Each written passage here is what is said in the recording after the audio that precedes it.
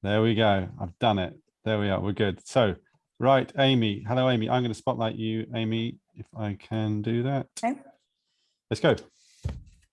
All right. So can everybody hear me okay? I had some headphone difficulties. Yep. You can hear me good. Okay.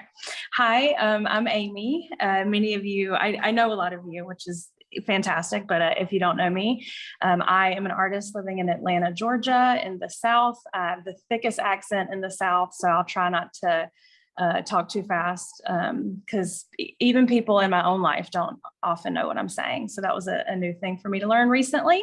And I do a lot of work with Bisqueware. So you may have seen my work on their Instagram, or maybe you're following me on my Instagram. I put in a little under 10 years in a paint your own pottery studio here in Atlanta. I was the creative coordinator for all three of the studios. So I was really hands-on with customers and really hands-on with creating workshops and events and things like that to get them all excited. And this was actually one that I did a few years ago that was really popular. So I'm excited to show you guys how to do that. What else? I have a subscription service, which is how I know most of you. It's called Good for Y'all, where I'm giving you one project packed a month with some marketing photos. So we can talk about that a little bit later if you want, but that is how I know some of you, which I'm really grateful to see some familiar faces. So I'm ready to just jump in if Matthew gives me the thumbs up. Yeah, sure. I was just gonna say, Amy, so if people wanted to buy Ammie Williams bisque, where would they go and get Ammie Williams bisque from? You know what? Great point. They would go to Hobbies for Craft so that Yes, they could put in a would. big order with Bisque Imports, because right now you can only find it at Bisque Imports. Fantastic. Excellent. You should definitely. Hobbies for Craft is the best. How's that? Is that a good commercial? So we've got the next we've got a load of Amy's bisque coming in. So we did a trial with Amy's bisque back in well, when was it? Back in the summer sometime, and it was amazing the response we got. And so we've ordered big from China. So all the shapes you'll see on our website. COVID willing, Brexit willing, they'll be with us within a few weeks. So yeah. Please keep your eyes peeled for that. Anyway, back to you, Amy. Yeah, and I did want to say no one has been as enthusiastic as the UK studios about my bisque and my work, and that's been really great to see. And I just appreciate y'all so much. And I know Emma from Emma's Pottery Parlor was maybe beating down the door of Hobbies for Craft for quite some time to get bisque ordered. So I want a special shout out to Emma for that. But today we're going to be working on a Bisque Imports piece that, like Jane mentioned, you guys have a lot of stock in. And this is a great piece. The heart is very cute, great for Valentine's, great for handprints, all that good stuff. But I wanted to kind of turn it on its head just a little bit. And we are going to do a Santa workshop. So Matthew, I can't actually see my my overhead screen. Is that something that I'm doing wrong? No, if I, do you want me to change the view? If you don't mind, is there, yeah, that'd be great. Yeah, so that way I can just make sure you guys can see everything. All right, perfect. Okay, so as mentioned, you've got your kit, you've got all the glazes you need, you've got a pattern if you so choose to trace the design. So I'm big on freehanding only because I want to show you how simple it is to take shapes that you're all very used to and turning it into one big design that makes sense. So that's why I'm going to freehand with you today. I also use a pencil. I know that's a little bit controversial because many studios have issues with pencil, either like almost acting as a wax resist or bubbling up a lot. I use just a regular #2 pencil. This is a Ticonderoga, but I use like cheap Amazon pencils as well. And I don't have that issue often because I'm not pressing down really hard. And you'll see me as I'm working, I will like smear some of the pencil away so that it's not so concentrated in one area. But I don't have any issue with it bubbling like that. So I wanted to put that out there. I know a lot of people like to use the Crayola markers or the felt tip kind of washable ones. And that's totally great too. I just tend to make more of a mess and I like the pencil so that I can wipe it away. So you're going to see me working with pencil a lot. And yeah, so I'm just going to jump right on in if that's okay with you. I've got a lot of samples I'll show you kind of throughout the workshop of how to add some extra little, bits and change it up. But yeah, let's just jump right on in. So if you're sketching along with me, the first thing I always add in is space for the hat. So just the red of the hat, that's going to go up top. I give myself a little bit of a squiggly line for that, just like white kind of fur of Santa's hat. And then I know that I need to deal with where the eyes are and where the mouth is and all that stuff. And that can feel a little bit intimidating, but I know that I just want to kind of bring the nose to the center of the plate right above where maybe the heart is. So I'm giving myself just kind of like a wisp of a impression, a little circle there. And then I always come in with my mustache. And so this is going to be almost like a paisley shape. And if you can see how lightly I'm sketching, that's also probably why I don't have a lot of issue with pencil after it's fired. I'm putting it in just as lightly as possible. If I feel like it's a little too much, I will do that and kind of scratch out the pencil mark just a little bit. So anyway, giving myself the mustache. I want to give myself an upside down U shape, which is just going to be the mouth. We just have the slightest impression of a mouth. It's certainly not the focus of this, but I just give myself a nice little upside down U, like a cut watermelon almost. And then I build the cheeks off of the mustache. So coming over here, and I'm basically just going to give myself a half circle. Sometimes if I'm feeling like it's not even, I'll just continue to bring that circle down. I guess it is almost more like an oval. And sorry if that's just I know that noise isn't always great to hear, but of the pencil sketching. But anyway, I've got my cheeks kind of sitting right on top of my mustache. That's going to help me with the eyes. And the eyes are going to go right on top. So the eyes are going to be that upside down U shape. And I do want to give myself enough space for the eyebrows. And I'm getting a little dangerously close to not having enough space. So I'm just going to course correct just a little bit and make my frilly bit of the Santa's hat a little bit thinner. So that way I know that up here above the eyes, I can give myself his little caterpillar eyebrows. And so when I'm sketching like this, this is merely just an impression. You're going to laugh at me because I'm going to end up painting over so much of this and you're going to think, why did you even do that? I'm just putting it in first so that I know where it is and that I'm not just coming in hot with the glaze and trying to figure it out as I go, because it's never going to look good. So this is about pretty good. I do need to put the eyes in. The eyes are going to be sort of like a backward C or like a parenthesis shape inside that upside down U for the eyes.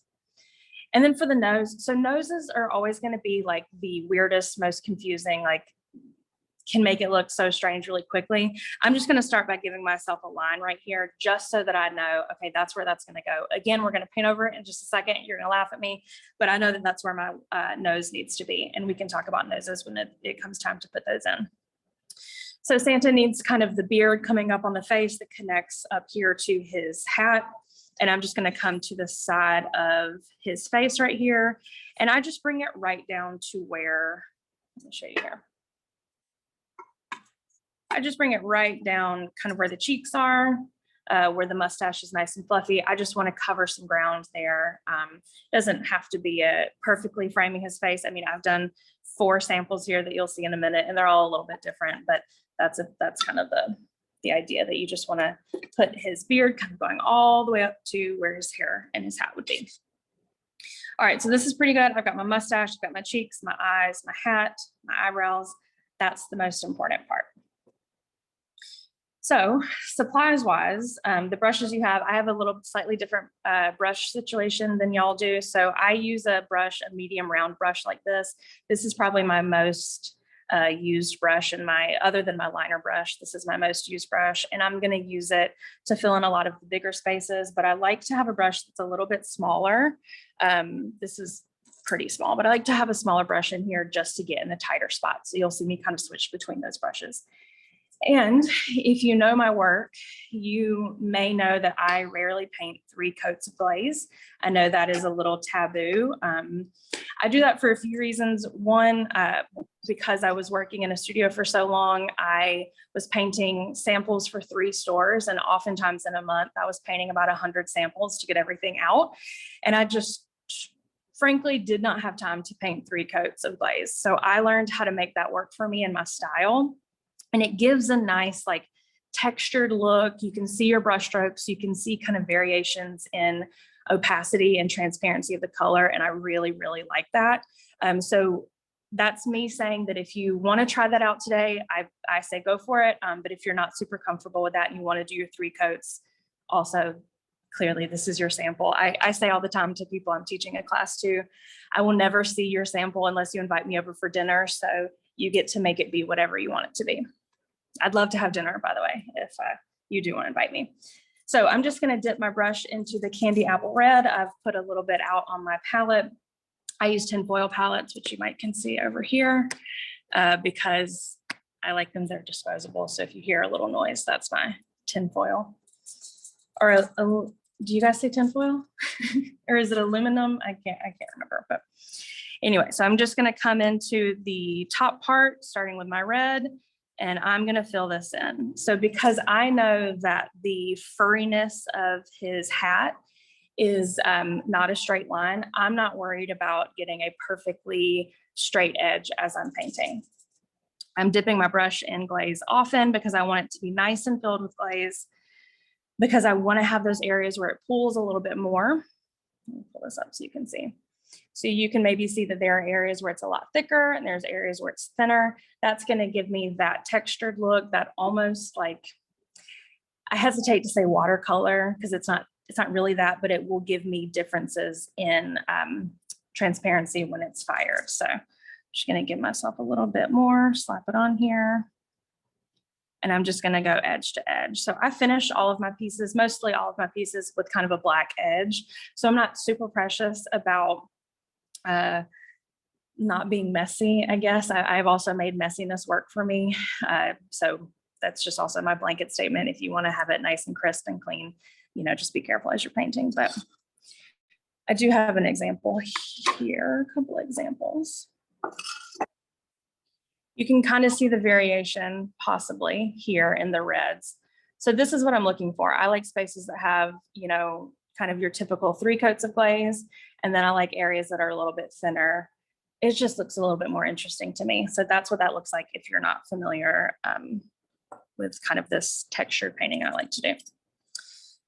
And because I'm used to painting a ton of samples at once, I move on to another space in the design that I can paint while this one dries. And so for us, that is going to be our skin tone. So I've chosen Cashew Later.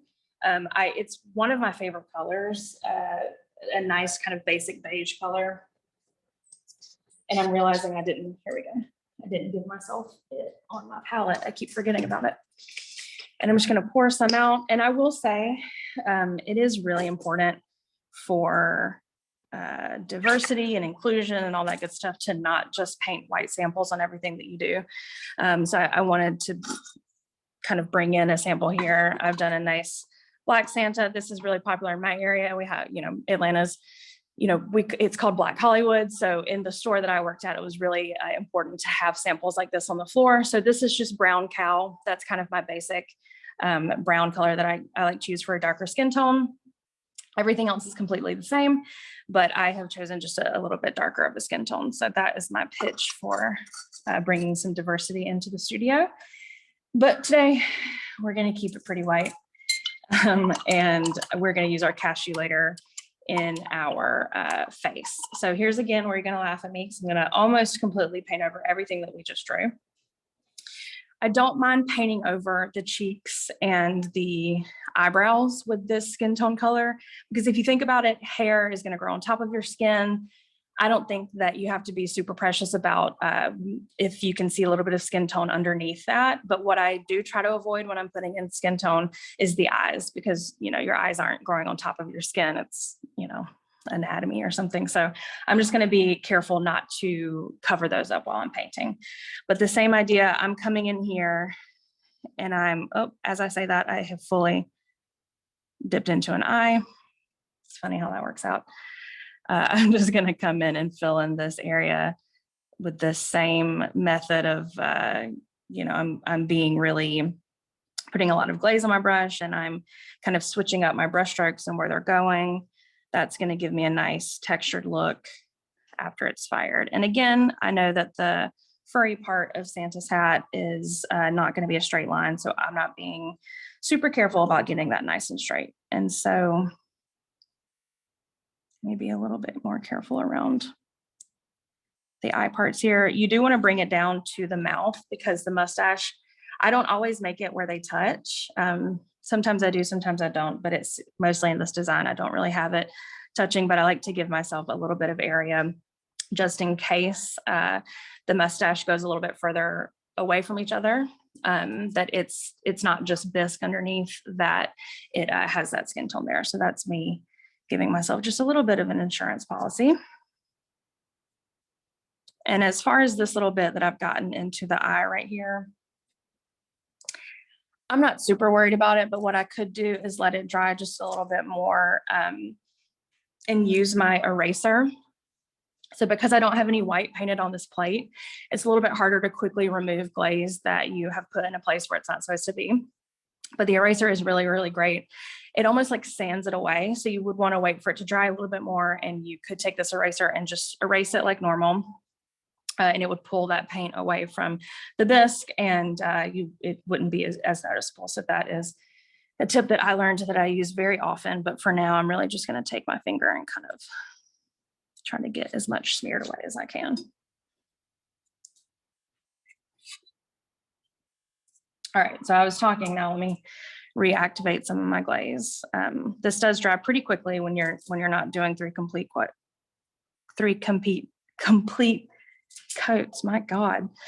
So I just want to come in here and make sure that I'm working with nice wet glaze, because what we're going to do is we're going to blend in some pink and red into the cheeks. So that way it's a little bit more natural. It's not just like pink circles sitting on top of the face. So what I like to do is I've got my cheek areas here nice and wet with glaze. If it has dried on you, just do what I'm doing and kind of dipping your brush back in and reactivating that space.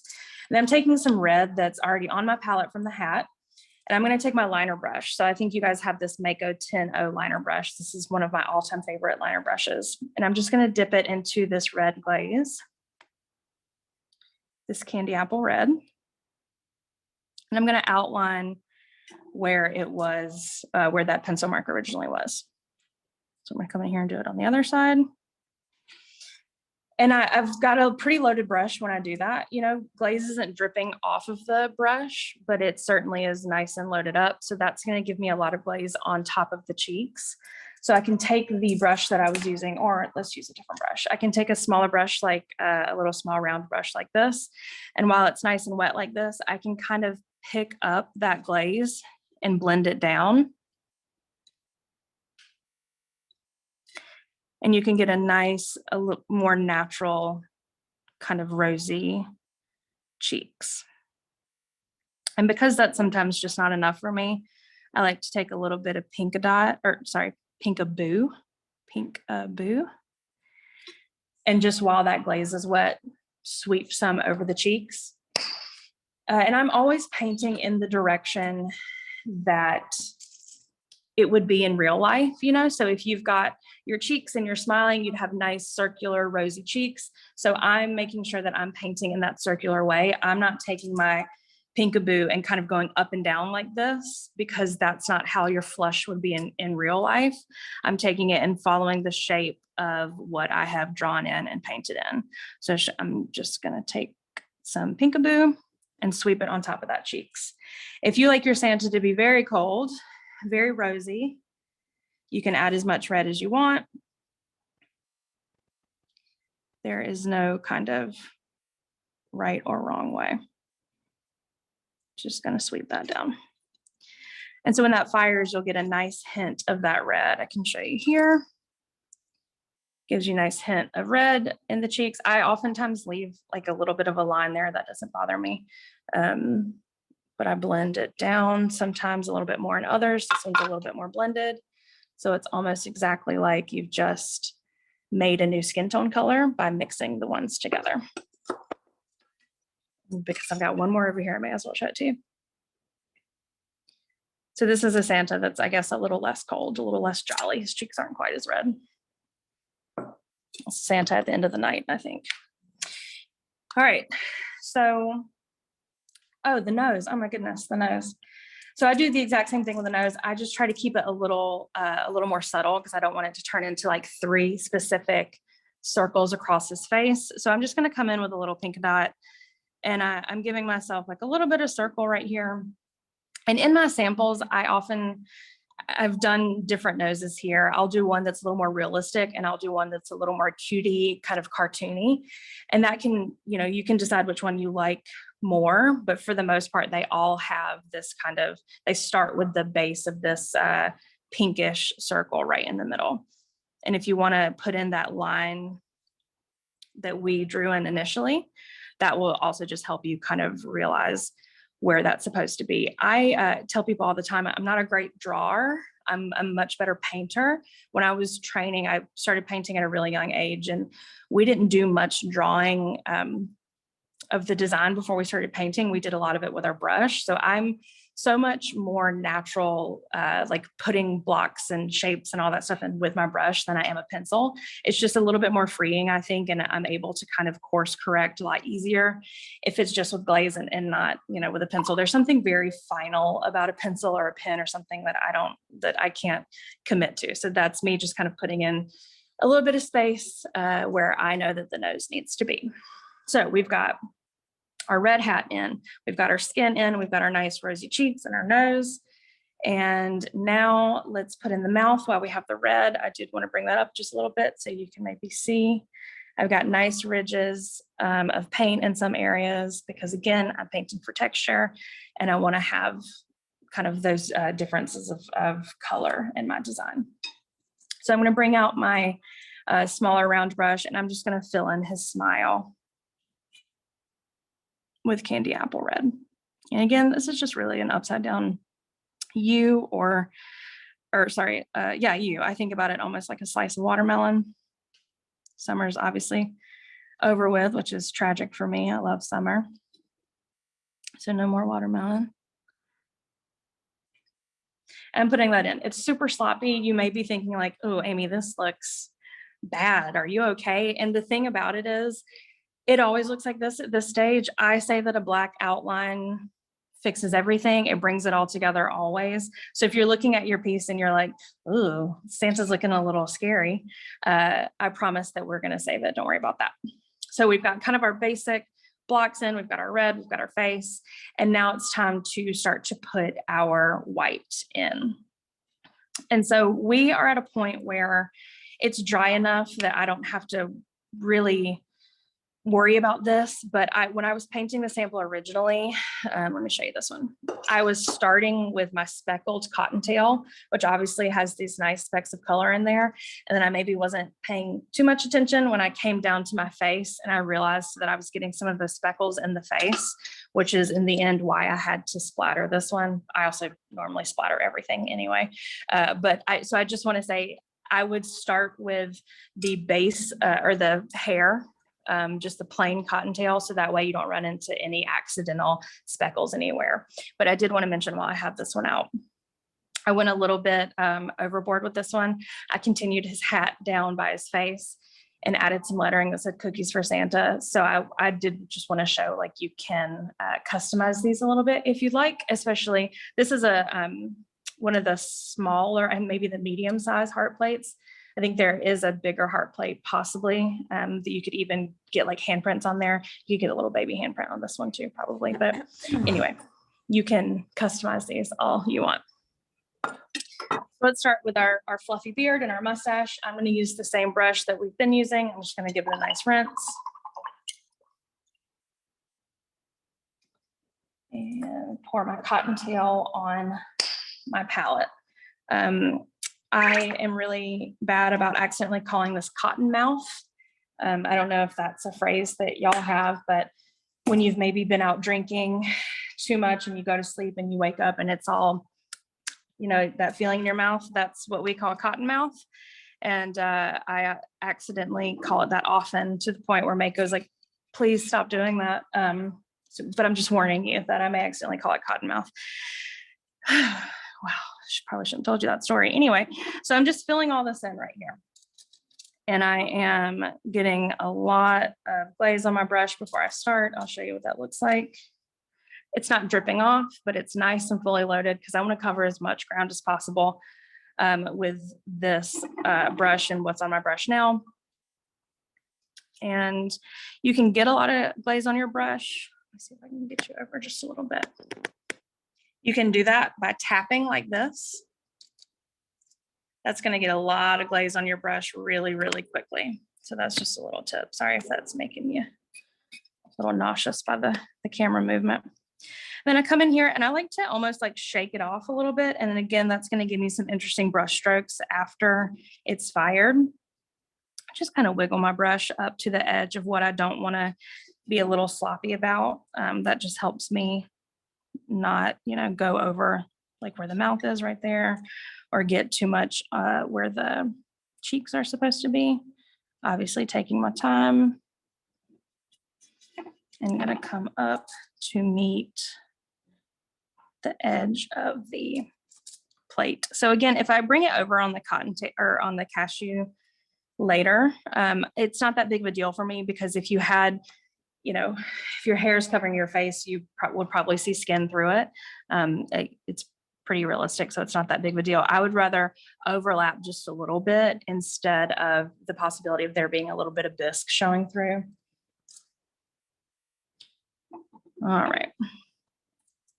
Am I going too fast? I don't want to leave anybody behind. But I also don't want to keep you here all night too. I think we're all good, aren't we, folks? If anybody isn't, just shout out a sec. There we go. But, yeah, I think we're doing good. Thank you. Perfect. So I'm going to switch over to my smaller brush because I've got these tighter areas here. I need a little bit more cottontail on my plate. I'm going to pull my smaller brush out so I can get in these small areas.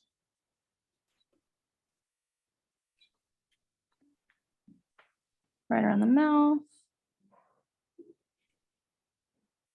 I use this banding wheel. Full disclosure, when I got laid off from the studio I worked at for just under a decade, this maybe didn't make it back when I returned some supplies. But I felt like I earned it. And I love it because I'm able to kind of twist and turn it and I'm not having to drag it across the table.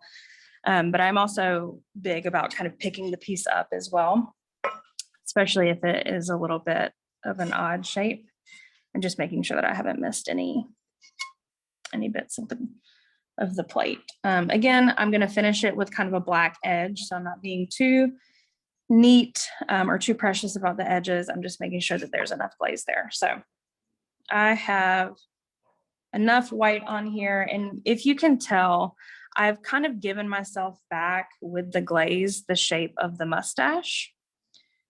Let's see if you can tell that. And that's just going to help me later remember where it all is. And if you wanted to get extra fancy, you could take a color like silver lining.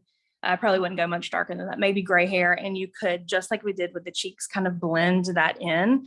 That can get away from you really quickly. So I will just warn you about that. But if you wanted to kind of age your Santa just a little bit, that would be a great way to do it. And while we have our white out, we need to put back in our eyebrows. And if you wanted to, we're at a point, it's still a little bit wet, but I'm at a point where I feel comfortable enough, like just ever so lightly kind of putting in where they are. I'm not exactly drawing the shape again. I just want to remind myself where I had the eyebrows. And they're nice, 90s eyebrows for us. It was very popular to have very thin tweezed eyebrows and a very particular shape over your eye. They remind me of that just a little bit, but what we're going to do is take our smaller paintbrush, and instead of just saying, like, I could do this and I could say, all right, Santa's got a nice fierce brow. He keeps it nice and plucked and waxed and tight. Love that. But instead I want to make him a little bit more, grandfatherly, right? So I'm just going to take my smaller brush, load it up with glaze, and I'm going to just tap it onto the plate. And not only is that going to give myself some nice texture, like almost like a cloud texture, but it's going to make it a little bit more natural for an older, more mature man, if you will, a nice bushy brow. And again, because I'm giving you that like tap, tap, tap, it's going to fire really nicely. I can show you on one of these samples. It's going to fire really nicely and have areas where it's a little bit darker. And when I say darker, I don't mean like, oh, the white is darker. I mean that it's more opaque. I should say that. And less transparent. Yeah, that's right. So those are eyebrows. Let me show you. It's a little bit more noticeable on this one, possibly. It's just so hard to see with the glare and over the camera, but you can see, especially like when you tip it like that, you can see how the light catches it. Possibly that there are areas where it's a little bit thicker, like right around the edge, probably, and spaces where it's a little bit thinner. So if you were in person, you could see like little bits of the castellator through his eyebrow, which again doesn't bother me because that would be natural. And it's also just how I glaze everything. So while we have white on our brush, let's go ahead and put it in for our eyes as well. And I'm just going to take my time to get that shape as clean as I can. And here is where I am a little bit more likely to do something closer to 3 coats because I do want it to be nice and opaque and I want it to be really solid. I don't want his eyes to look like, you know, where sometimes you maybe go to like a thrift store or something and there's an old doll in there and it looks like it might be possessed by the devil. I really want him to look like that. And I think nice, clear, you know, bold eyes keep it looking less satanic. That's quite a dramatic thing to say. Also, there's, of course, it's always quiet in my studio. I have a shared studio space where it's this huge building, an old warehouse. We all have, you know, individual units depending on where we are in the building. And it's always nice and quiet and lovely. And then today they've decided next door they'd love to do some construction. So I apologize if you can hear some drilling around me. All right, so I've got my eyes in. I'm going to let that dry before we even try to go in with any blue because I don't want to blend it together like we did for the cheeks. So that's going to dry. And while that's drying, let's move over to our kind of frilly Santa hat. So we're using speckled cottontail, which has the nice specks of glaze in it. I don't normally use speckledy glazes because I like to do so much lettering. And it can be really difficult to letter over a speckled glaze, and speckled glazes can be quite unpredictable. So you'll think like you'll put it in the kiln with lettering on top and you think, oh, it's beautiful and it's perfect. And you take it out and they've kind of popped and moved and done some things that you weren't quite expecting. So that's why I don't use a ton of speckled glaze, but when I get to use it for stuff like this, it's just so fun. Customers, when I was working at the studio, they loved the speckled glazes. I don't know if it's because it looks so much like a high fire pottery like they're used to or what, but yeah, they just could not get enough of the speckled. Let me get a sip of water here. This is the only water bottle I could find that was clean today. I don't typically have my face and my own stickers all over everything that I own, I promise you. I'm not that narcissistic, but it does help to sell stickers, by the way, it's a bit of marketing advice. I've sold a fair amount of stickers that way. All right, so I'm back to my nice round brush. I've got it nice and clean. Again, it would be fine if you had a little bit of cottontail left in this because we're just using, you know, essentially cottontail again, just the speckled version. I'm loading it up nice and fat, just like that. Again, it's not dripping off. It's not hitting the plate, but it's, you know, it's ready to. And then I'm going to do basically the same thing that I did with our eyebrows because I want to have that texture because Santa's, you know, meant to have a furry hat or a furry rim, I guess I should say. And so I'm just coming in here and I'm tapping it down on my plate. And so I am overlapping on top of this red just a little bit. And that is and is not a problem. And I'll tell you why, and I'll tell you how to fix it. So all right, I can't always paint and talk at the same time. So I realized I was trying to go for it and I wasn't quite ready to say what I wanted to say. Okay, so I've got a nice rim, a nice furry rim with our speckled glaze. And there's a lot of paint on there. I loaded my brush a few times while I was filling that in. And if you look, you can see I've got it nice and globbed on there. It's gonna cover, it's gonna be pretty opaque because I am putting a lot of glaze on there. Even if I'm not sitting here and saying, okay, 1 coat, let it dry, 2 coats, let it dry. I have so much on there that it is acting kind of as 3 coats most of the case, or most of the time. But sometimes, like where it's a little less successful, I think I kind of wasn't paying attention here, and you can see a little bit of red through just up here at the top. And that's going to happen if you don't do a more kind of concentrated 3 coats. So I did just want to point that out. If you don't want to see any red like that, you're going to wait for this to dry just a little bit more.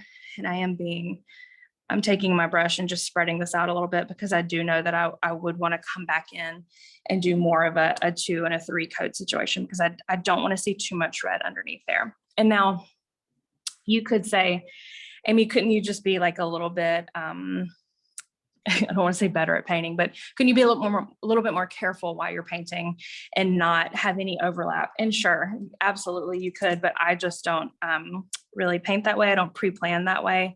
That's why I'm seeing a little bit of overlap in glazing, or overlapping colors. And it doesn't always bother me. I mean, I would never look at these plates and think, oh, it's ruined, because you can see a little bit of red between it.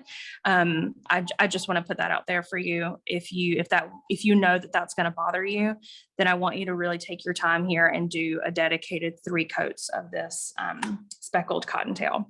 We are going to put a really distinctive kind of black outline in a way that is furry. So you can see a little bit here. It's not just a straight line, and I can show you here what this one looks like. So I do think that helps kind of detract from any, like, if you can see any red underneath. But anyway, I just want to let you know, I don't want you to pull this out of the kiln later and be like, oh, I'm mad at her, because that doesn't look quite like I wanted it to. All right, so we do need to take a second and let this dry, especially with that speckled cottontail up top. The next step is to put in the blue of the eyes, and I'm almost there with my white. It is still a little bit wet, so I just wanted to take a second, and maybe if there were any questions, I could answer those. If you wanted to see something close up, I could also show you that while we take a couple minutes to let that dry, maybe let some people catch up if they need to catch up. Cool, thank you, Ammie. I just wanted to also mention that we have the sales and marketing director of Bisque Imports in the room, quietly just she is quietly, yes. I was going to use the word lurking, but she's not lurking. She's just she's there. If anyone wants to ask Lisa Felt a question about any of the Bisque Import range, or make a suggestion to Lisa about things that you want to see, shapes, there's an opportunity to connect with her if you wanted to. Excellent point. So if anyone wants to ask Ammie a question, by all means now do so. Happy to give dating advice if anybody needs that. I'm an expert in many things. Just kidding.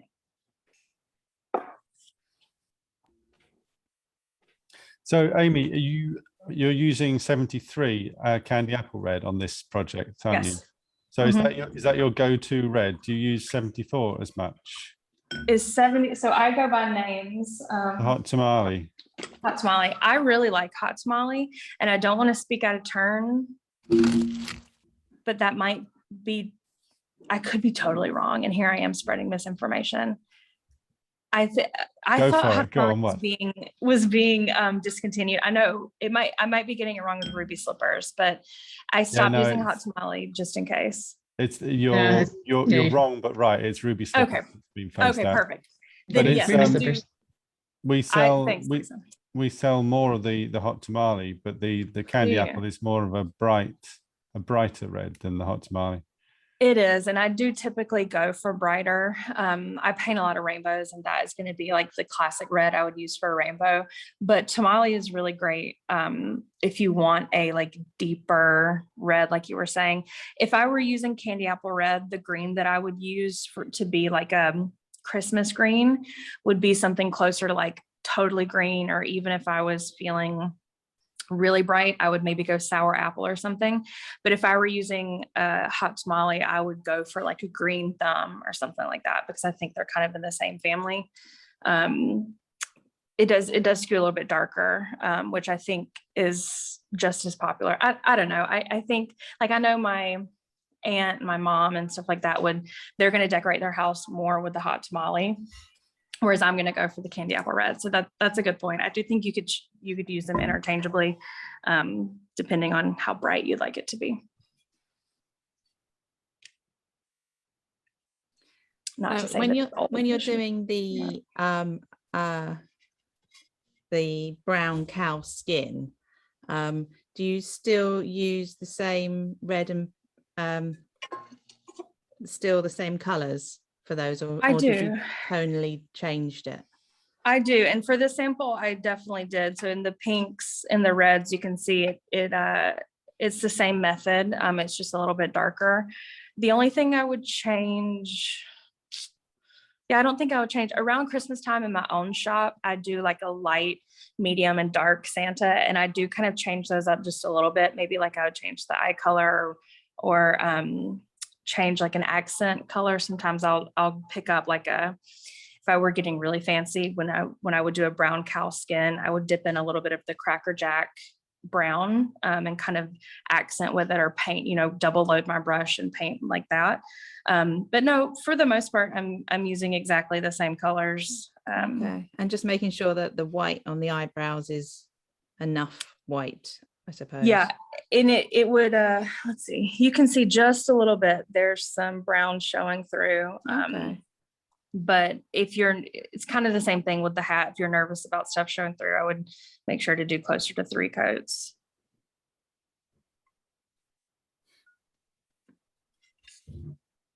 All right, I think let's see, I'm pretty dry. Yep, I'm dry enough to get the blue yonder eyes in. So again, I could just kind of go in and freehand with my brush to get the shape in, but I do get a little bit nervous about that. So I'm just gonna pull in that shape just to kind of vaguely get me back to where it was. Doesn't have to be perfect. I want to make sure that they're about the same size. And then I'm gonna go to, I could use my liner brush if I wanted to, if I was feeling maybe nervous about a bigger brush. But I'm actually gonna use kind of the small round brush right here. And just kind of sweep it across, and almost making like commas or parentheses. Because again, I want to paint in the direction that I have actually drawn, or how the shape would be. I want to fill it in the same way that the shape is drawn. So that way it doesn't look really flat. If I painted this kind of, with just horizontal strokes all the way down, it might look a little bit flat. So can you just show the brush to the camera, just so people can see how much paint you've got in there? It's fully loaded, isn't it? Yeah, it's nice and pregnant. I know it's kind of a weird thing to say, but and I'm just dipping it in. I do that kind of tapping thing on the pile of glaze, and it gets nice and loaded. You could also just kind of, do this motion, like make X's back and forth in your glaze, and that would pick up a lot of paint as well. It's just a little bit faster for me to tap instead. So I've got a lot of paint on there, and I'm just kind of, and painting for me is all about brush control, and it's all about how hard you're pressing. And we'll definitely talk about this when we get to the liner brush and we get to the outlines of everything. I'm not going in and pressing really hard, because then that's going to make my brush stroke really wide and really big. So I'm just kind of touching down, with barely any pressure at all. And then I'm almost just like guiding the glaze around. I get to a point where I'm not really painting it, right? I'm more just kind of pushing it around, especially in smaller areas like this. And I do think that comes from me not, I'm painting with so much glaze on my brush, and I'm not necessarily worried about like sticking around to paint 3 complete coats, letting it dry in between each coat. I know that I can dip my brush in a lot of glaze, stick it on where I need to paint, and kind of tap it around like this. And not only will it put a lot of glaze down, it's going to make sure that it's nice and even. I don't know. I watch a lot of cookie icing videos on Instagram. I fall down rabbit holes, and that's a technique that you'll see a lot in baking when you're icing cookies or cakes, where you will flood it. And I'm basically just kind of painting in a parameter that I need to stay within, and then I'm tapping in some glaze in there to fill the space, but also make sure that it's nice and even. I don't want to put so much glaze down that that it might crawl, where it gets kind of that issue where it pulls away from the bisque a little bit. I am being really cognizant that I'm not doing that. So that's a big thing with the way that I paint. I just make sure it's nice and even if I'm working in a really small area. If I've got a big plate and I'm slapping paint around and I'm making sure that I'm, some areas have more glaze on it because of how the brush stroke was, maybe I'm not so worried about it crawling like that or pulling away from the plate, because I know that it has more area. But when you're working in a really small space, like an eye, for instance, I do make sure that it's nice and even. The application of glaze is nice and even so that it does not pull away when it's fired, because I do clear glaze everything as well. I hope that made sense. If I need to clarify that, let me know.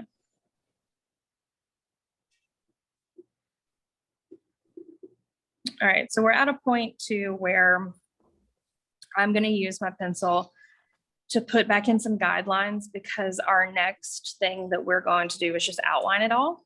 And I don't want to just jump in and kind of guess where my pencil marks were again, or where the outlines were originally.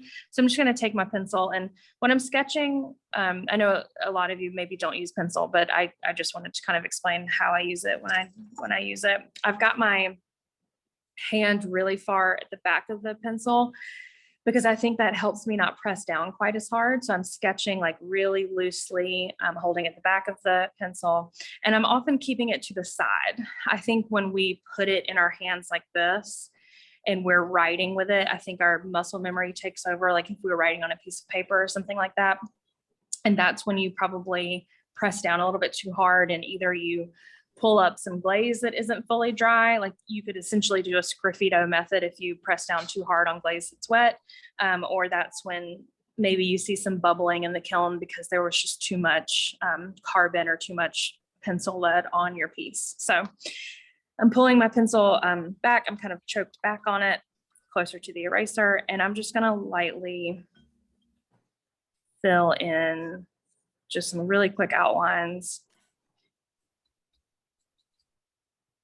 of where everything was. So this is also a choice that you guys get to make. You can have a nice, like, plump, I don't know how else to explain his mustache here, but I've done some different lines that kind of help you understand that it's nice and I keep saying plump. It's my mind is blank, and I'm just, yes, thank you. Bushy. Bushy, thank you. I'm like, that's not the right word. So those lines will kind of give you that look, or you could do something that's a little bit more cartoon style that I think is really cute. And they almost look like angel wings or something. And it's just the same shape up top. You're starting with the same shape that we've drawn. And then you're just ending out with these kind of like U shapes that almost look like I said, like a cloud or like angel's wings or something like that. It's just a different look. It'll give you a different feel. And I just saw a question come through about what pencil I use. This is a Ticonderoga #2 pencil.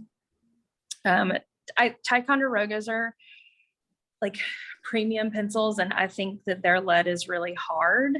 And so that's why I don't see a lot of issue with it, because the softer the pencil is, that means it has more or has less wax in it. Wait, hold on. So you're laying more down if it's softer.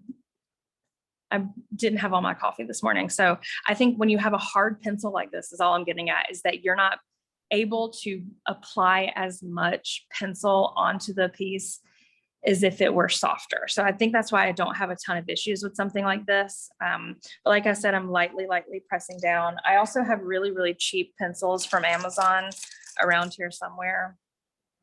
And those have a little bit of a softer lead. And so I do notice it lays down more pencil quicker when I use those. Of course, now I can't find one. But when I do have something like a pencil like that, I just make sure that, you know, I'm sketching and I'm, you know, getting everything in place that I want it to be, but then I'm taking my hand and kind of swiping over it. I can still see everything that I've put down, and it's a good guide, but I can't necessarily, like, I can tell that I've knocked off so much extra. I mean, that's just from signing my name on the bottom. So I know that that would probably be an issue if I kept all of that pencil on the piece and tried to paint over it. So that's another tip that I have when I'm working with pencil. And I really haven't had an issue with pencil in many years. So knock on wood, I hope that means I'm doing something right. So I'm going to show you guys. Well, why don't you tell me, what do you want to see? Do you want to see a nice bushy mustache, or do you want to see something that is a little more, I mean, they're both kind of vintagey, kind of cartoony, but I'll let the first person to tell me in the comments or either out loud is the one that I'll do. Wings, please. Perfect. Thanks, Steph. So I'll do that here. So you can either start by putting in that almost like paisley shape or almost like slug shape if you're feeling not super confident with your drawing skills. And then you can just come down to this baseline and use it as a guide almost. And I'm just going to give myself little scallops. And I always end it. I hope you can see this. Let me pull it up just a little bit. I'm always going to end it with a bit of a flourish, and you'll see that a little bit more when I put it in with paint. But let me come a little bit closer and reverse this one. So it's a little bit wetter than I would like for this much sketching on there, but that's okay. I didn't pull up too much paint, but that's what I was talking about. You can see on my pencil just a little bit where maybe not too much, but you can, if you dig too much, like something like this, you're just going to pull up a lot of paint, and that's not what we're going for at all. So just be careful if you are sketching not to do that if it's a little too wet. So I've put that in, and now I'm going to talk to you about the two noses. So this is the one that is in the original piece that I think that's in the pattern that you guys have. And this would be one that I tend to go for. It's a little bit more realistic. I mean, you know, we're using that with pretty hard air quotes. It's a little more realistic. And I think cuter, like a little bit more mature. But if you are feeling a little bit nervous about that, I think there's absolutely nothing wrong with sticking an outline on that middle circle that we did for the nose, and then just giving yourself the line here where kind of the bridge of the nose would be. It gets the job done just as well, but I'm going to show you guys the this shape that you have in your actual thing. So it's really just about, excuse me, simple lines, nothing to be afraid of. I'm coming down first with this kind of slightly curved line. Then I'm going to pick my pencil up, and this part is going to feel the most intimidating, but it's basically like an elephant ear, or like a really maybe stretched out capital E in cursive. It's not as frightening as maybe it looks, but that's me. That's the roadmap. That's what we're about to do together. So I'm going to start up at the eyebrows with my pencil, give myself that nice curved line. I'm going to stop. And then I'm going to come down. There's my little nose. I'm going nice and slow. I'm going to dip up just a little bit to be where the nostril would be, and then hook it just a little bit. So we've got one line here, and then a curved kind of opening. Yeah, it's almost like a number 3 if the number 3 was stretched out just a little bit. All right, was that good? I promise you that's the hardest part of this whole thing is just getting that nose in, right? All right, so now we're going to talk about outlining, and then surprisingly, we'll be close to being done. I can answer any questions that you want. I did notice when I stacked my plates up on top of each other, I got a little bit, picked up a little bit of paint, but okay. So I love the liner brush that you guys got with the pack. It's the Mako Reflections 10/0 liner. This is a brush that is really small and thin and long, and can maybe be intimidating if you're not used to it. I do a lot of lettering with this brush, especially if I'm working in a really small area. My other favorite brush is a 5/0 brush, and I'll just show you what that looks like. They're certainly in the same family. They're almost the same, but the 5, which is right here, is just going to be a little bit longer and a little bit thicker. This is like I said, this is probably the brush that I use the most with lettering, like on a larger plate or maybe a bigger mug or something.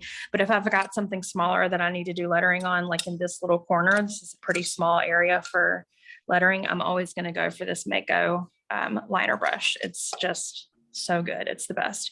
But I do think it comes with, just like any liner brush, especially if you're not familiar with it, it comes with a little bit of like coaching and practice and all that good stuff. So the difference with these brushes from, you know, like the round brushes we're using, obviously we're dealing with so many fewer bristles. So that means that it's going to hold a lot less paint than maybe you're used to, but it also means that it's going to pull a longer line, which is amazing for things like outlines and things like letters, because you can get so much done with just one kind of practice brush stroke.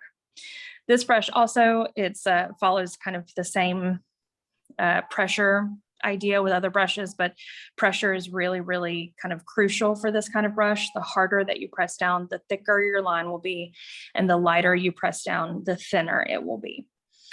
So you'll certainly find out what I mean as we get going.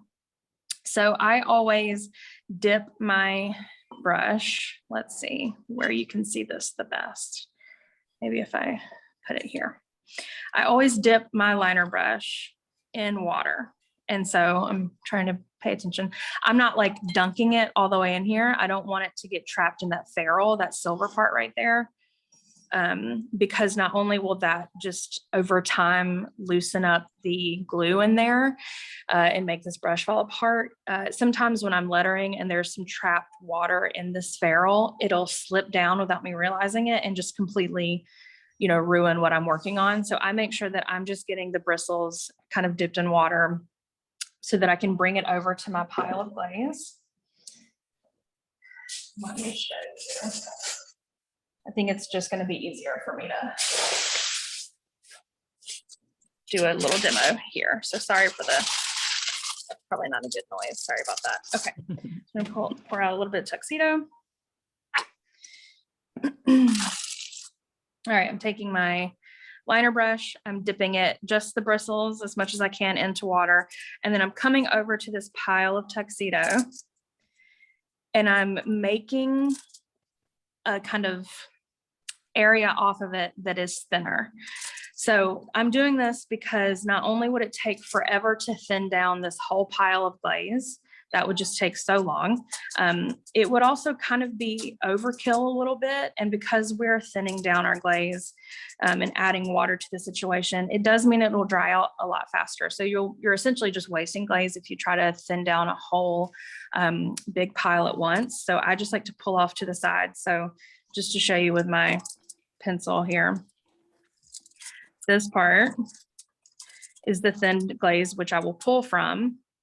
And this is the kind of untouched glaze. So as I'm going and I need more thinned glaze, I'll take my paintbrush and kind of pull some of that, you know, unwatered down tuxedo down into this puddle where there is water. And I'm able to control how much that's getting thinned down. So that's something that I've done for years. And the reason why I also tell people to do it that way is because you maybe not realize how much water you're putting in. If you're trying to thin down a whole big pile of glaze, you might not realize how much water you're using. And the more water you add to it, obviously the thinner it gets. And the less true to black it will be. So with outlines, I'm never doing more than like 1 to 2 coats of it because I don't want to blow out what I'm doing. And if I'm already working with thinned glaze, if it is over thinned, not only will it fire and look like almost gray, If you're using black that has too much water in it, it will like bubble in a really weird way because I guess it's, you know, evaporating out or something. So I'm going for an ink-like consistency. Over in the States, a lot of people like to say a skim milk consistency, but one, I think that's kind of gross. And two, I don't think that is consistent enough. So I'm saying like an India ink, you know, like if you're using like an ink pen or something like that, it is nice and silky and thin, but it's not like falling off my paintbrush that it's so thin. I could, you know, add too much and it start to fly everywhere, and that's how I know it's too thin. If I'm splattering or something, I am making sure that it is that thin. We can also talk about splattering, but that is also kind of why I like to keep my black nearby untouched, because if I do get it too thin, I can pull some in there and fix what my mistake. So let us start kind of towards the top, and let's get used to this brush. So I also, if I'm outlining something, I try to be smart and strategic about it. I don't want to start down here in the corner because I'm right-handed and I may just, you know, put my whole hand through it and ruin the whole thing. So I like to kind of go top to bottom and top almost to left to right. If I'm really thinking about it, sometimes I'm not thinking about it, but anyway, so let's start with the kind of furriness of Santa's hat. So there's a couple ways that you can do it. You can do some really small choppy strokes like this, and that gives you the impression of it being a really furry thing. You could do a little less drastic version of that. It's the same idea, but what's happened here is that instead of making so many strokes at once, I'm just taking the brush further, you know, along as I'm painting. So I'm not doing like mark, you know, I'm putting it down, making a couple marks and kind of dragging my brush to give myself a less furry look. Ooh. This is essentially the same thing as the one that I just showed you, but they're just all connected. So that gives me a nice idea that it's furry. Or if you want to go comic-y and nice and cutesy, the idea of like this kind of cloud look that we did with our angel wings down here. Excuse me. These are just essentially like scallops, right? Like almost like U's. I'm going to show you the furry one because I think that's a fun thing to do, and it also helps you get warmed up with this brush. Sorry. Okay. All right. So we've got our brush. Sorry. Goodness. We've got our brush. We've got it nice and loaded. I'm doing the exact same thing where I'm kind of tapping the brush into paint. Another trick with this liner brush, you can roll it in glaze like this. You can stick it in there and roll it, and it'll give you a nice, really kind of sharp point. I know my camera won't focus like I want it to. Or if you do it this way, where you're kind of dipping your brush in there, kind of back and forth, making X's, that will load it up nicely and not give you too much of a round point on the end. So that's typically how I'm loading this brush up, is making tiny X's back and forth. And we're gonna come to our Santa hat, and we're just gonna go like almost the same thing. I just make like tiny little X's, little lines all across his hat. And so I am not getting too far before I reload my brush. And I can tell on my end that I run out of paint. It will be hard to see over the camera, but like right here, close to the end, that is much thinner, much more transparent than what I've put in right here. So that's how I know that I'm out of paint and I need to reload. I think that's a mistake that people make with liner brushes often, is that they're not reloading their brush when they should. And so you're seeing some kind of inconsistencies. So I'm just tapping my brush in there. I'm doing little X brush strokes, and that's how I'm going to give myself the illusion, that kind of visual texture, right? That it's nice and fuzzy.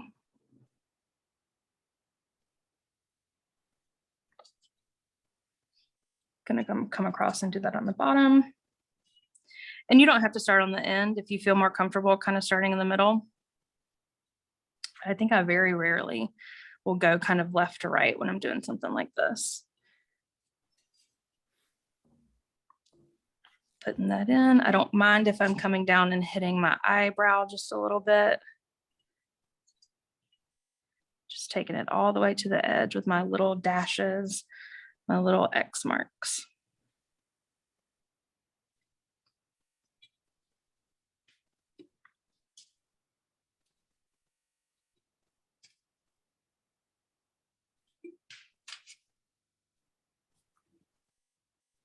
All right, got some nice visual texture in there. I don't want to do the same thing with my eyebrows because I don't want it to look like it's that fur. I want them to look a little bit bushier. So what I do instead is I sort of follow the outline of how I've painted. It doesn't have to be too, you know, it doesn't have to be perfectly followed, but I like to just come in and say, all right.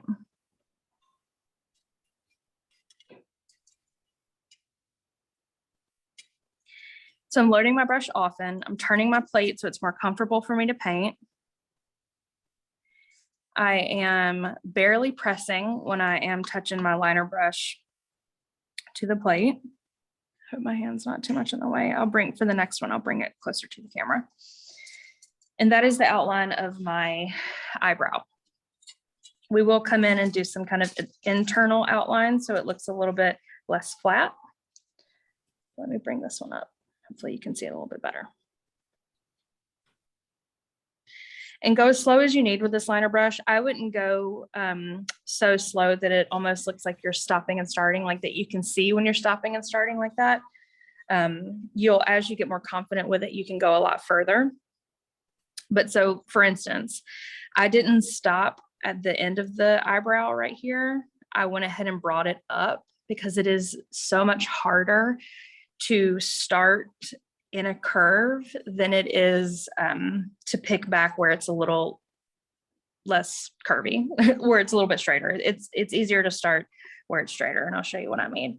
And instead of starting right here where I've stopped, there are no real rules. I can come over to the edge and meet myself, and that makes it so much neater, so much more cohesive, that I've come over and kind of met where I stopped off instead of trying to start on the end. I think anything like outlines and lettering and things like that, I think anything that you can do to make it more comfortable for you, you should absolutely do. It's interesting to see how high up the brush you're holding it. So you don't seem to be touching the ferrule, which I guess is allowing the hairs more movement to curve and bend. That's exactly right. Yeah, I'm holding it kind of further back here. That's something at this point that I don't always notice.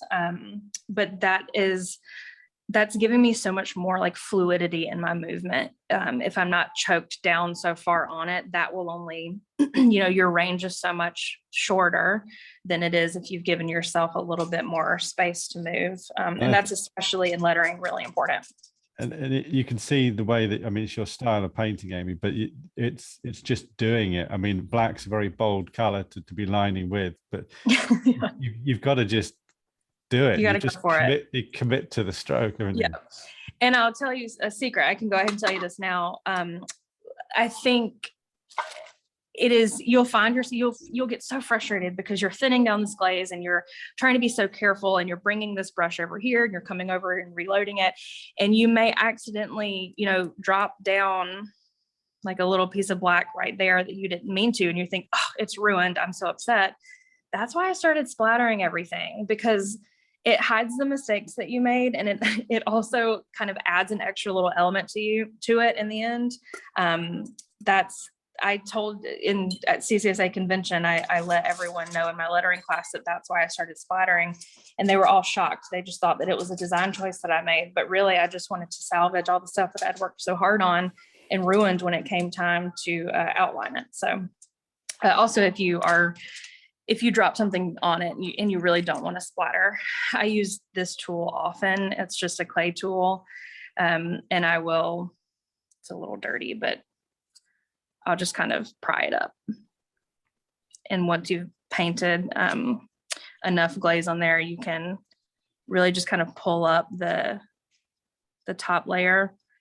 Of course, now my tool is dirty and I'm making a mess of it, but trust that that's how you could fix that if you didn't want that on there. And then I would just take a little dip of cashew later, and it's like it never happened. So in this eyebrow, we're going to add a little bit of, where is this? We're going to add a little bit of lines in there, and that's just going to give it some fluffiness. I don't want to go overboard. I will say, I think I maybe just ever so slightly went overboard over here. I was listening to a murder podcast, and I guess it got to the really thrilling murder part, and I just went a little bit overboard. So I want to come in here and just give myself some lines that are going to kind of give the impression of a nice bushy brow without it looking too like overdone, like in the other one. So 3 to 4 kind of quick dashes like that are following the shape of what you've done will be perfect. And then we're going to come down to do that nose, that scary but not scary at all nose. So I'm starting up at my hand's kind of in the way. Let me move my camera a bit. Whoop. Whoop. Got it. Okay, sorry. It's a nice little nausea-inducing camera work. Okay, so maybe that'll be easier to see. So I'm going to dip my brush. I'm going to reload it again. That's just my biggest tip for when you're outlining is, keeping it nice and loaded. I had a teacher once say you can't paint without paint. She's totally right. So I'm just reloading it often. I'm coming here and just committing. So I finished the whole thing out knowing that it's probably not enough glaze. Like you can't really tell over the camera, but where I've ended here, that is way, way too thin. Let's see if I wish that would focus for you. Of course it won't do that. It's just not thick enough. Or when I say thick enough, there's just not enough glaze there to be nice and bold and punchy. So all I'm doing, instead of coming down and painting the exact same thing, I know that there's a lot of glaze up top because that's where I started. I can also see it. So I'm not going to start there. I'm going to start a little bit closer to where I started to run out of glaze and do just a quick second coat. So I don't really recommend doing anything over 2 coats because you do start to blow it out. It does get away from you a little bit. And instead of just being like, trying to follow this and being really careful, I can just come back on the other end of it. Just because I ended there doesn't mean I can't start there. And I'm just going to really carefully, barely pressing down, fill that back in with a second coat. So I know that that's going to be nice and bold when it comes out of the kiln. There's just a quick kind of squiggly line, and that is, our perfect little nose. If you tell yourself it's perfect, then it's perfect. That's also my other hint. Just be wildly confident with everything that you do, and others will follow. So now we're going to outline the eye, because again, we're here. I wouldn't go from like the nose down to the mustache, because then when it comes time to paint the eye in, then you're going to stick your hand in it, and that's not going to be smart. So I do start with the eye instead of starting with the cheek, because I can come down a little bit and finish a little bit lower than maybe I would normally, but knowing that when we put the cheek outline in, that will cover where I started. Sometimes with liner brushes, you can get kind of a really like a dot first because of how you loaded the brush, or maybe you went in with a little bit too much pressure. But I think of it in like layering, that I can put the cheek outline on top of it and you never really see that. That is so particular and not really important, but because I've painted so much pottery, those are the little things that start to bother me. And that's how I've just started to fix it. So now we're going to put in the outline here, and I'm barely pressing. I mean, I was like not pressing hard at all, but I do need to put in the pupil.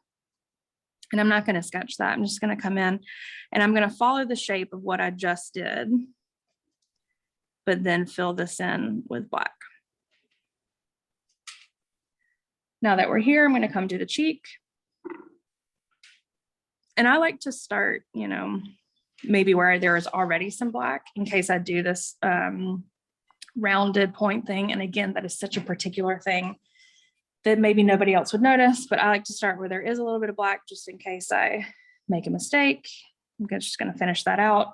Kind of the same thing happened over here with the bottom of the cheek that happened with the bottom of the nose. So I just want to come over and add a little bit more glaze where it wasn't quite as thick, but because we started over here where I had more glaze on my brush, I'm not really worried about this area. That kind of thing will just come with feeling. That's all I can really explain. You'll fire this and you'll see maybe some spots where it's a little bit thinner that you want. I tell everyone that the piece that you make in class when you're learning is not going to be perfect. The next one after that will. So I hope that takes some pressure off of making this one perfect. This is your learning piece. The one that you paint after this will be really, really great. So I'm going to go ahead and work on the other eye. So same thing, pressing down just so slightly.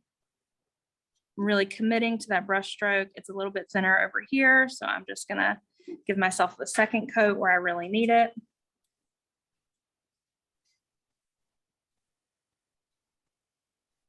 Putting in that shape where I'm following the eye. I got a little bit thick here. And that's why I don't always recommend doing 2 coats, because now I'm looking at this and I'm thinking, oh, the outline on this eye is a lot thicker than that one. It's ruined. But of course, I don't think anyone else is actually thinking that, hopefully. It's going to follow the same shape that we did to outline the eye and fill in the pupil. You just want those to match as much as you can. It's a little bit off here, but again, the version that you paint in class is not going to be the most perfect version. Going to give myself a cheek outline. It was thinner where I stopped, so I'm just going to hit it again with a little bit of an outline. And now it comes time for the glorious mustache. I think the most fun part of it is the mustache. It's just such a fun shape to paint in. I don't know. It could just be painting way too much pottery if I'm thinking things like that, but just going to come in. I hope you can see that. And I'm going to start with that top part, and I'm really trying to end with a nice curl, a nice little flourish. And this is exactly what I'm talking about with that dot that I made. That's some water that escaped down the ferrule because I maybe had a little bit too much in there. I'm not going to mess with it right now because that's how you mess things up. If you start to kind of course correct as you're painting, I'm going to just kind of see if I can fix it when I'm doing the bottom half. I'm not going to stress about it. So I ended with a nice flourish. It's almost like a nice little wave, a nice little, like how maybe I would draw a hill if I were a kid. I'd give myself a nice hump and then finish out in a nice little curve. So I'm going to come down on the bottom. And that's how I fixed the mistake that I originally thought that I had. I just used it to my advantage. And now I just pulled it down with my brush, and it's like it never happened. And then I'm adding these little U shapes in. And so another thing that I like to do is like a little curly Q. Let's see, I did it over here. I try not to overdo it, but I love adding that in. I think it's just so fun. It's like an extra little, I don't know, attention to detail, but I don't try to do that with my brush. Let me show you what I mean. So I'm gonna, that's way too much glaze on my brush. So I probably fixed it too quickly, but I brought this over. There was way too much glaze, and I saw that because it almost dripped and fell onto my plate. So I came back to my palette and I tapped off a little bit of glaze, and now that's much better. And I'm just going to connect these two. Going nice and slow. So if I wanted to add a little bit of a curly Q in, I would do it at this stage. I would do it after the fact, because that motion of putting a curl in is so difficult, especially with a liner brush, because these can have a mind of their own a little bit. So with just barely any paint on my brush, I pick one area where I can give myself a nice little curly Q. And I really just had such little paint on my brush because I was using how much paint was already on there, if that makes sense. And I just really moved it up into that curly Q. So if I want to add something like that, I add it after the fact instead of trying to add it into that motion, which is already can feel stressful. You know, these kind of underneath scallops can be like, oh, this is such a, you know, uncomfortable brush stroke because you're doing so many in such a little succession. So I think giving yourself those little like easy kind of cheats, if you will, it's just so worth it. So now let's go over here to our other one, our other mustache. So you may can tell, you may not can tell. When I start to put this in, I'm pressing down. I'm not pressing down so hard that like the bristles are, you know, at a 45-degree angle or something. I don't know why I went for math. I went to art school. I'm not great at math. So I'm not pressing down to where the bristles are like, you know, almost that the ferrule is touching the plate, but I am giving it some pressure, and then I'm letting up on the pressure a little bit. And that gives me a little bit thinner of a line on the end. And I think that's just so interesting. That's why I love liner brushes. You can go from thick to thin really easily by just letting up on some pressure. So I challenge you with that a little bit, if you can do that. And then I'm just going to do my scallops on the end. And I will say, painting right to left like this is difficult for me because I'm right-handed. So I'm just going to cheat again, which just means making it easier for me. And I'm going to come over here and start and go left to right, just because it just feels a little bit easier. So you may notice every time I'm picking this brush up off the plate, I'm reloading it. And I'm just barely pressing down. I didn't reload it there, and it's fine, but it's just a little bit thinner. And I'm always trying to work with as much paint on my brush as I can, because I don't want to come in and have to do a second coat, because that's when things can get away from you. That's just personal preference. You don't have to do that, but that's just how I paint. And now we've got the mouth.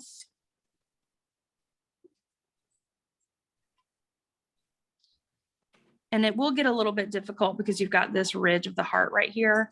So I just kind of tip it up a little bit. And anytime it starts to feel like it's getting away from me a little bit, I just switch over to the other side. Kind of meet in the middle, make it as even as I can. So I have a little bit of mouth over here that I just didn't account for when I was painting my mustache in. I could, if it really bothered me, I could scratch it off with like this tool again. It's a little bit drier, so it's not gonna be a good noise, and it's gonna be a little bit harder. This is also a chance where you could use a pencil just a little bit, a pencil eraser, but I'm trying to do that when my black outline is wet, so that it'll get some of the bits stuck in there, like some of the paint bits or eraser bits stuck into the wet glaze. So that would be something that I would definitely leave for the end. But if you're noticing that and it's bothering you, I could just scrape it away like this after everything is dried. And it's like, again, it never happened. I wouldn't do that while everything was super wet, because now I've got little fuzzies in here that I don't love, but that's okay. I can always fix it after it's dry. Just gonna tap it with a little bit of white. All right, so we have, just like in, where did my brush go? Here we go. Just like in the eyebrows, I like to add a little bit, no, I don't. I just lied to you. I was about to say we're gonna add some of these into our mustache, but we're not. We're gonna add it into the actual beard, so it doesn't take away from our nice majestic mustache. So I do like to come over with my liner brush. And this right here, I don't want to make it like such a straight line, because again, I want it to be closer to like hair. So I'm just pulling that brush down, and I'm not making a super straight line. I'm just kind of following what I had drawn. And that's how, to me, to keep it nice and like natural and not so much like a helmet hair situation. I want it to be not a straight line, nice and organic.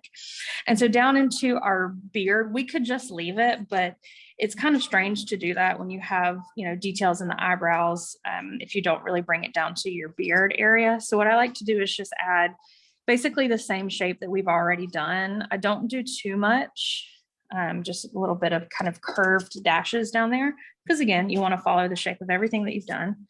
just gonna pick my plate up just a little bit and give myself, you know, something like this. Being really careful if I'm going back in for a second coat, barely pressing down. Could come over here and just do like 2.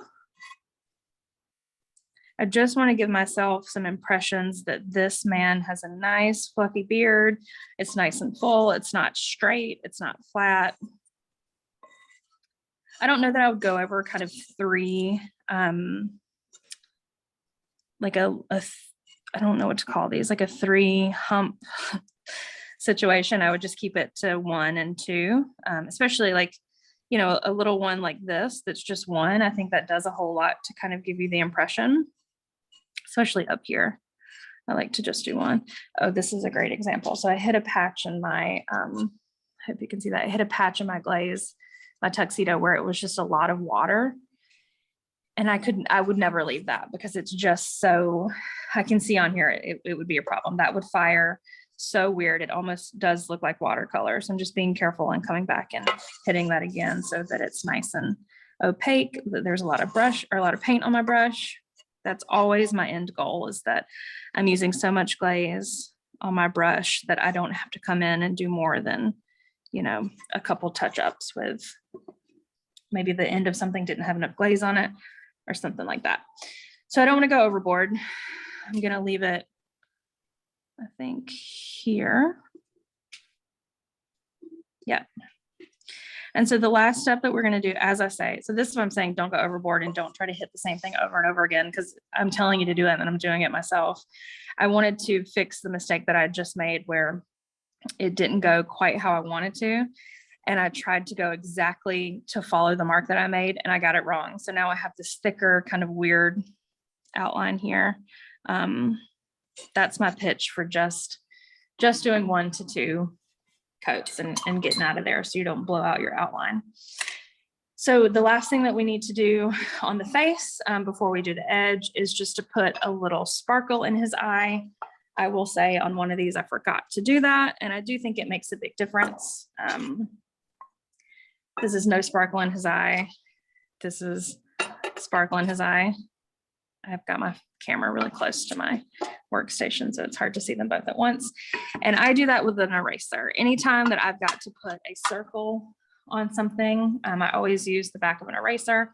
That's why all of mine are just covered in glaze.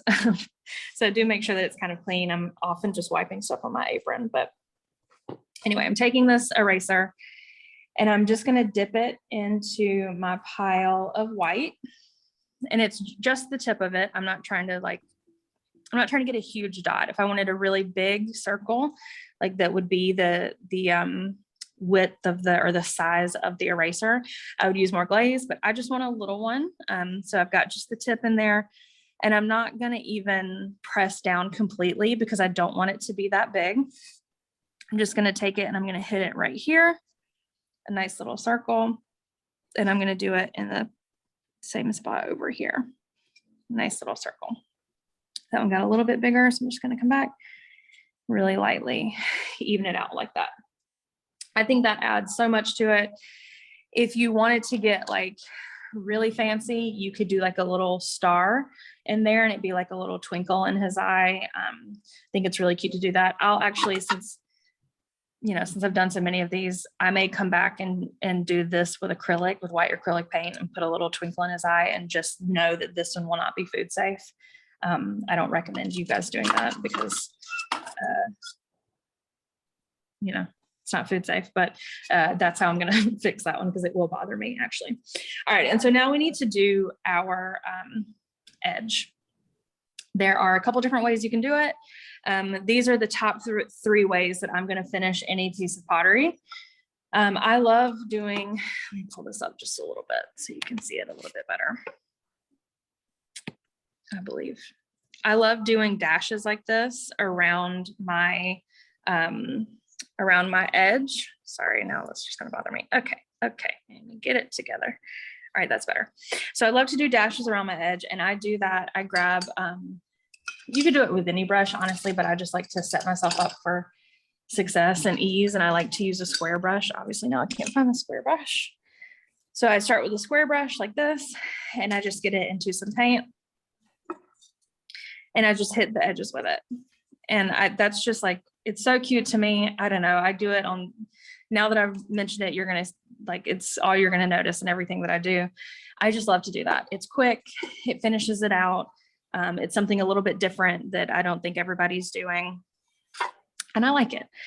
There's also the pencil eraser trick. So all I did is dip my eraser in black paint, and I just tapped it all the way around my edge like that and reloaded maybe every 3 dots. And that's how you get that nice, really cute eraser, like round, perfect little round edge. I think that's so cute. I do this one so often. And then you have the classic black kind of swipe. And so I do this. You could do this with a paintbrush. You'd be here all day long. It's also it's just hard, and it's not fun. It's not as hard. It's just particular, and it can go off the rails really quickly. So I don't love to do it with a paintbrush. I instead use a sponge like this, a nice round sponge, and I just dip the edge into my paint just like this. And then I'm using it, let me see where you can see, and I'm just swiping it along the edge just like this. And so you do have to be, the reason why I don't do this one that often is that it requires a little bit more time. So I would have to put 2 coats in for that, because you are swiping it and you're kind of spreading that paint thin. And there are areas where, I don't know, you probably can't tell, you'd have to see this in person. There are areas where the glaze is a little bit thinner. And that's because I wasn't careful about my second coat of it. So that's just why I don't do the sponge that often. I don't have a preference on what we put on this. I know Steph called out for the mustache, but if anybody else wants to kind of see a particular way to finish this edge, I'm happy to do any of them.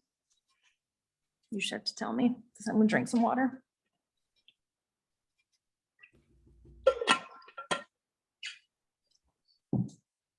All right, I'm gonna let Jane pick. Jane, what do you want to see? I like the square shader, the dabby edge. Okay, perfect. That's my favorite. All right. So since you guys might not have a square with you because that's not what was included in the kit, I'll use a round brush for this. And again, it's like pretty much the same. It's going to look basically the same. It's just going to be a little bit more rounded. Let me just clean it off. All right. So I take my brush and scooch this guy over. Take my brush, load it up.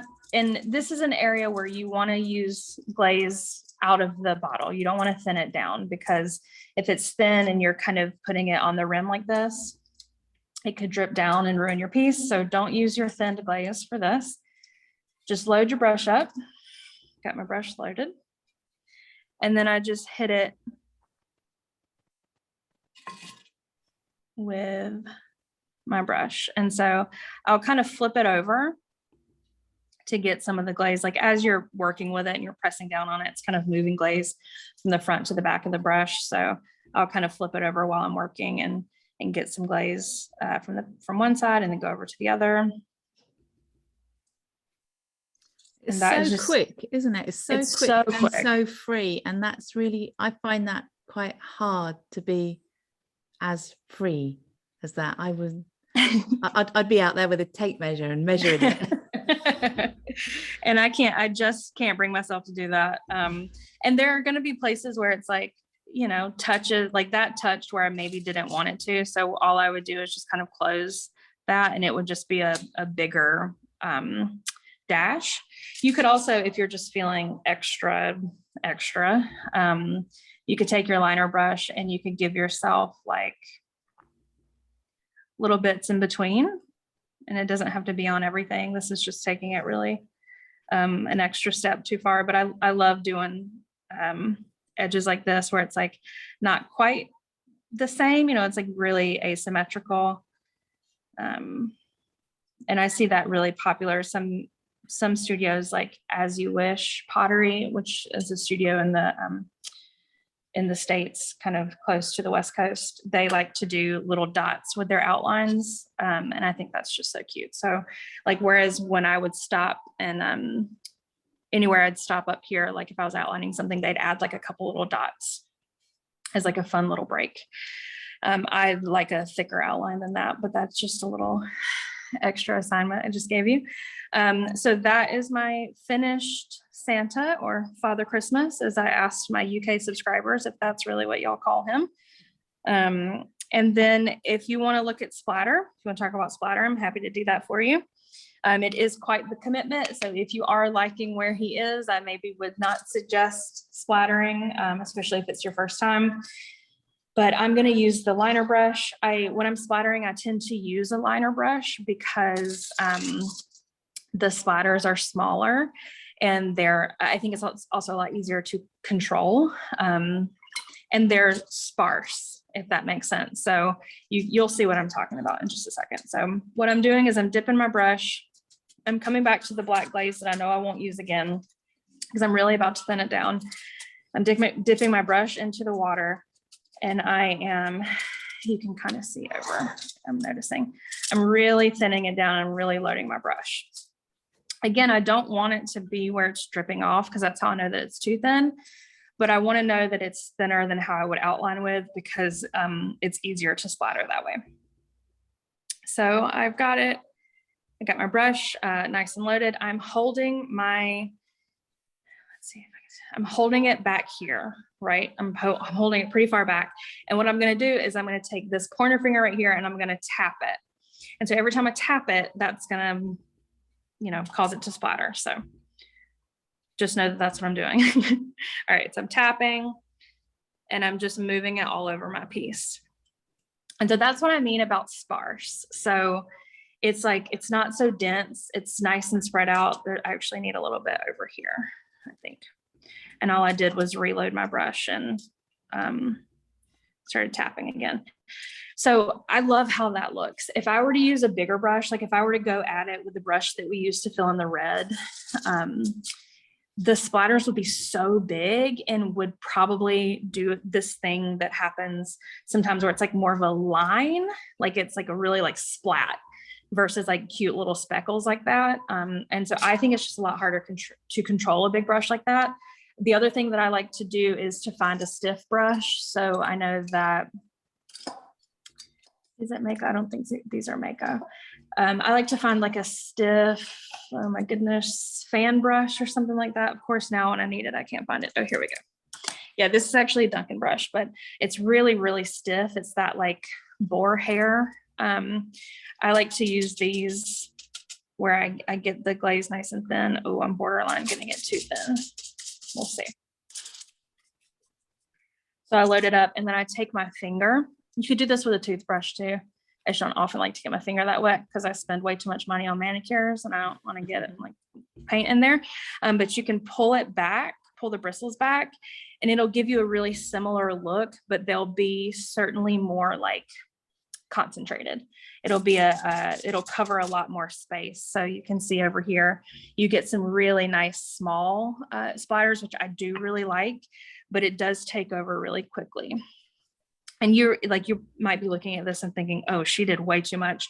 But when it fires, it is less dramatic. I promise. It's just a nice little, like, a lot of people think that I use like a speckled clay body, or they think that I've used a speckled glaze or something like that. But it's really just taking thinned down tuxedo and splattering with it. And that's it. I'd sign my name on the back. Yep. So, Amy, can I just go back to a quick question about when you're doing the rim? When you're using the sponge, did you thin the black down if you're using a sponge, or is that just neat? Nope. Don't what's it called? Don't thin it down, because it will do the same thing where it might just like drip down your piece. And so I'll actually go ahead and do the sponge on this one. So I'm going to load my sponge up, and I want to keep it nice and even on the sponge. So it's not like there's a glob like just in the middle, because if I didn't have an even application of glaze on my sponge, then it could also like drip down my piece a little bit. So sorry, let me pull this just slightly up. That way you're not just seeing my hand everywhere. Oh, sorry. Okay, now that you're getting a nice look at the glamorous life of a table mount like this. All right, so I'm just gonna take my sponge and you're just gonna swipe it across the rim. And so there, it starts to get really thin down here. Again, that's probably not something you can really tell. And instead of trying to hit it again when it's wet, that's just gonna like, you know, like it's just gonna pull that paint up. You do need to let it dry just a little bit. So I just know that I will have to hit this again with a second coat. So I'm just reloading my brush probably every, I don't know, 4 inches or so. And then swiping it, or I said brush, I didn't. I reload my sponge and just swiping it across. And I'm not pressing hard, because if you do start pressing hard, I'll show you, it'll like come down into your design a lot. And that's certainly a choice, and it's a very bold outline, but I don't want to do that because it just takes away too much real estate. So that's what happens if you press down. Just like if you press down hard on a brush, you'd get a thicker brush stroke. If you press down hard on the sponge, you'll get a much wider outline. I love it. Yeah, and I mean, I love to do it that way, and it's already drying fast, so I can see that because it's not shiny anymore, and so I can already come down here and start to give myself a second coat. But So, yeah, I love finishing stuff like that. just one more question about when you do the writing, is that all just, do you just do it, or do you write on the piece before you do it? Do you copy over what you've traced on? So I don't like to just go for it, because I have like spacing issues. And like if I just went for it, like, you know, most of the word would be this big, and then I'd run out of space, and then it'd have to be like tiny, tiny, tiny. So I like to sketch it out first. Again, I don't have any issues with pencil. So I'm doing everything in pencil first. But you could also just transfer it over with like clay carbon paper or the tissue paper method if you wanted to have some lettering. I think, does everybody know the tissue paper method? Probably. You like trace it onto the tissue paper and then use a Sharpie or a marker to transfer it over to your piece. I can go into that if you need to, but yeah, I just sketch it off. So I'm gonna go pretty big. I maybe wouldn't normally sign it that big, but just for the sake of showing y'all. And I'll use the 10-0 liner brush and show you what that looks like. And then I don't want to have my big hand in the way. So we'll give it a little bit of an angle, and hopefully you'll be able to see that. Okay. So I am definitely, it's the same thing as the outline, where I'm taking some glaze and I'm thinning it down, because you definitely, thinning it down just ensures that I can pull a longer line. And that's really important to me when I am lettering. I want to try to get as much letter out of the way as possible. So I'm just going to do my name. All right, sorry, my hand's going to be slightly in the way over here for the A. But it's just this idea of all brush lettering is the upstrokes are thin and the downstrokes are thick. And that's the whole thing. So you do have to think about maybe like how you are writing, or I like to say you're less writing, you're more drawing when it comes to lettering. So you are using kind of shapes to make kind of more dynamic letters. So you have to think about how you've drawn that letter in. And I know that the A right here is a downstroke, because when I put it in, that A, this right side of the A is what, I brought my pencil down to fill it in. So that's going to be a thicker line, whereas it's meant to be a lot thinner on the upstroke, the left over here. So then I'm just going to do the same thing for the M. I often don't cross my A's or T's or dot my I's or something like that until the very end. So I'm just going to put in, you'll see me like kind of go for it and then realize I don't have enough glaze on my brush. And I go back to my pile. So this is a great example of like, finish as much as you can, as quickly as you can. That is not a perfect letter, and that's not a perfect application of glaze.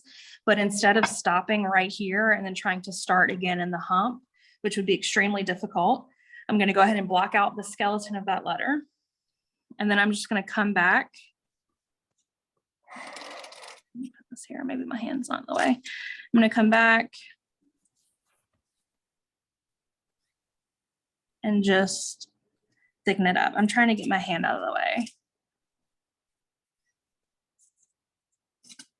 Thicken my downstrokes.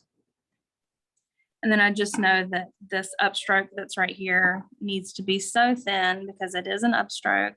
And I just want to be careful when I'm filling it back in with that essentially second coat of glaze that I'm not completely blowing it out. There will be times, and I'm actually going to switch over brushes. There will be times where you can get it all done in one go. That 10-0 liner brush is smaller than what I normally use, which is the 5-0 brush. And I just want to show you a little bit of the difference of what that looks like. So side by side with the M, the second M, because my name is spelled weird. I think it's a family name, and I think my great ancestors thought that they were being like French and very cool, and thought they nailed the spelling, but they did not. So this is the 5-0 brush, and you'll see that it's going to give me a lot more kind of space, or a lot more, what am I trying to say? I can go a lot further and a lot quicker with it because it just holds more glaze. Oh, my hand's on my, oh, Lord. That's what happens when I get going. All right, I'll finish this out. Maybe you can see the E.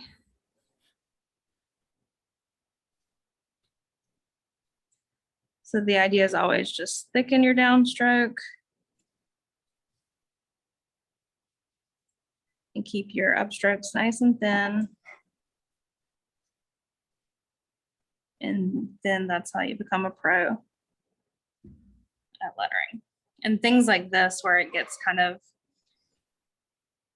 fat on the ends from me just kind of either being nervous or just not nailing it, and just come back and fix just how we did with the outline, by barely pressing down and barely adding any extra glaze. But now I'm trying to mess with it too much and it's getting out of control. But yes, so you can just barely see that the 5-0 brush is just a little bit of a thicker line than our 10-0 brush gave us. And it's all about just time and place. It's all about when I need to cover more ground or need to be nice and tight and small. But for the cookies for Santa, I definitely penciled that in first and just went for it, really took my time and made sure that my brush was nice and loaded, and that I wasn't having to go back and do too many extra coats, because again, that's how it can get away from you.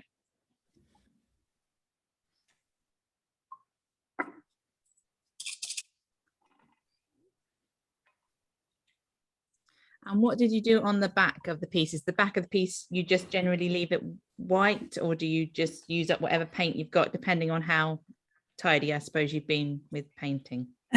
Well, I'm incredibly lazy, so I'm often leaving it white. But as you may know, like I'm sure you've noticed, that anytime you have something that's unglazed and it's just that bisque, the how quickly it does the crazing, it's just so much faster. So I would, if I were being really, like if I were going to sell this to someone or maybe have a class with it, I would take a green or even the red. You've got this nice red out, and probably cover the back of it with red, just to really finish it off. And I would do that before I finished it with the black. I'm just, again, lazy and don't always do that. So yeah, so black, I always say black is like the last thing that you're going to do. Always do the black last. So definitely paint the back, and then do the black kind of edging. It's not the end of the world if you have to reverse it. You just have to be a little bit more careful than I ever want to take the time to be. I'm efficient. I'm not lazy. I'm efficient. How was that? Well, that was really good fun to paint. I really enjoyed myself. Thank you very much. Thank you. I've actually I'd love painted to too. see. I did both versions. To see anyone's. If anybody wants to hold theirs up, I would love to see them. I'll go gallery. If anybody's brave. Oh, nice. Oh, Julia. Oh, wow, they look so nice. I don't know if you're Vonnie or Steph. I don't know which one you are. I'm Vonnie, and this is Steph's Okay, yours as well. Steph's Hey, here Steph. too. Vonnie, that's very cute. Oh, Steph, you did a great job. Cute. Love that. Lynn, that looks great. Emma, classic tip. Very cute. I love how you've done the edge. Oh, Sue. Okay, so you guys did an amazing job. Laura's got the baby involved. Love that. Very sweet. Thank you guys. When you get these fired, I'd love to see them. If you wanted to send me a picture on Instagram or tag me in something, I'd always love seeing when you guys kind of make it your own. That's the best part of doing any workshop like this. Yeah, so Jane will put so we've got a product discovery Facebook page that we'll drop you in, Amy, if you wouldn't, where all these seminars that we've done in the evenings, we've put projects and people can talk about what they've done. So yes, please, when you get these fired, get a picture up into that group. I'll leave Jane to make sure that you're all part of that group. I think most of you probably are, because we've done our product discoveries before. Do you know what, Amy, you said, oh, it'll probably take about 2 hours. You look at that, look, no, 1 hour 56. Not bad, is it? Not my first rodeo, and I made you guys hustle, so I appreciate you guys sticking with me like that. I know it's probably a little bit faster than y'all wanted to paint, but it's still, you guys did an amazing job. So impressed. Just stop the recording. Stop recording. It won't stop. I can't stop the recording. Right, fantastic. So